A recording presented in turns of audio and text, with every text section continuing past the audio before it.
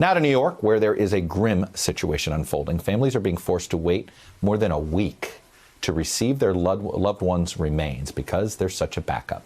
And as morgue space is becoming more scarce, the city is actually shortening the time it will hold unclaimed remains before they are simply buried in the city's public cemetery.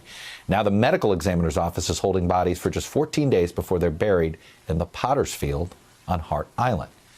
Joining us now for more on this, Ron Allen, who is in Queens for us today. And Ron, look, these are the difficult cascading effects of this pandemic. But it's already hard to mourn. It's already hard to see somebody before they gasp their last breath. We can't get near our loved ones. And now you've got, if you better make your arrangements at a time when it's very difficult to make arrangements. And some people simply cannot make arrangements. They don't have the funds, the money to do it. And that's part of what you're seeing there. And this is the grim reality of hundreds of people dying every day. You know, we've seen pictures of the refrigerated trucks outside of the emergency rooms, the hospitals, across the city. They're apparently overflowing as well, getting over capacity.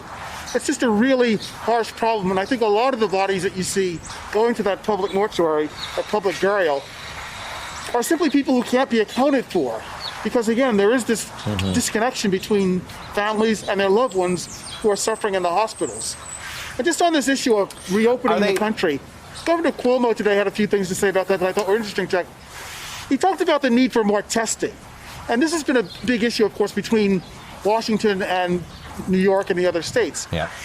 The governor wants to see massive testing, not just diagnostic testing, but testing for antibodies to see who is potentially immune to this disease before things start reopening. So it's done logically, so it's done based on data. So it's done in a way that reduces the likelihood of there being a second wave, because that's something that there's a lot of concern about. So that's one idea.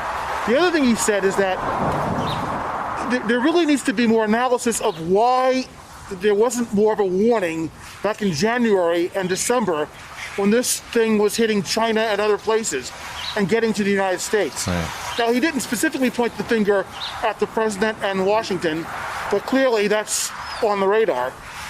Because unless we understand what we missed before, we may not understand how to prevent it again. You know, a second wave, a third wave, or whatever's going to happen. So there's a concern for the economy. Of course, this state's been battered, but the emphasis is on a logical, data-driven, scientific return to opening up the economy.